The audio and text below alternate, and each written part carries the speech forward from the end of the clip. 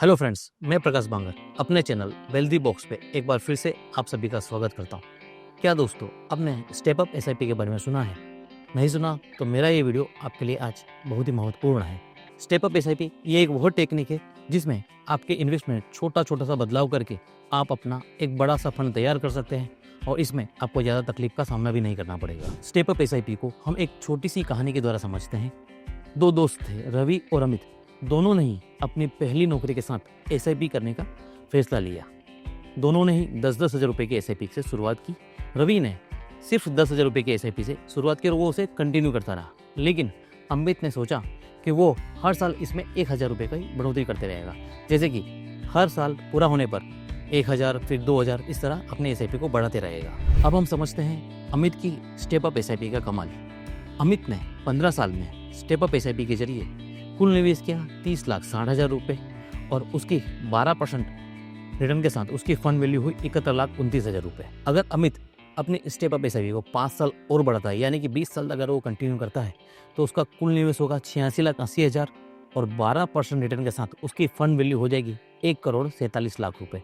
इसी step up SIP को अमित 5 साल और बढ़ाता है, यानी कि 25 साल तक कंटिन्यू करता है, तो उसका कुल निवेश रहेगा 66 लाख रुपये और उसके 12% रिटर्न के साथ उसकी कुल फंड वैल्यू हो जाएगी 2,85,00,000 रुपये। अब हम दूसरा कैलकुलेशन देखते हैं रवि की सिंपल एसआईपी का। अगर रवि 15 साल तक सिर्फ 10,000 रुपये कंटिन्यू इन्वेस्टमेंट करता है तो उसका कुल निवेश रहेगा 18 लाख रुपये और उसकी 12% रिटर्न के साथ फंड वैल्यू होगी 47 लाख रुपये अंदाजन।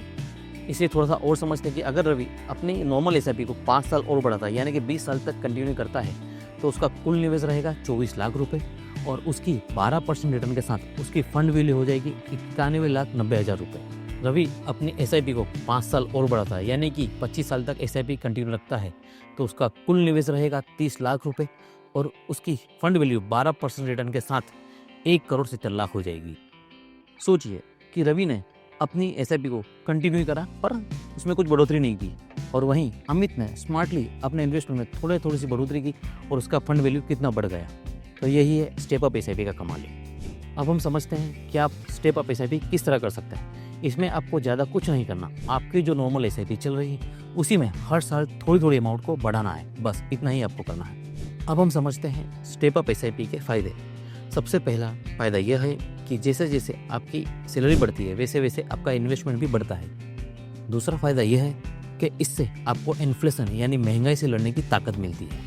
तीसरा सबसे बड़ा फ़ायदा यह है कि इससे आप अपनी रिटायरमेंट प्लानिंग, चाइल्ड प्लानिंग, घर लेने का कोई भी बड़ा फंड आप इकट्ठा कर सकते हैं। अब हम समझते हैं रेगुलर एसआईपी और स्टेप अप एसआईपी में फ़र्क क्या है।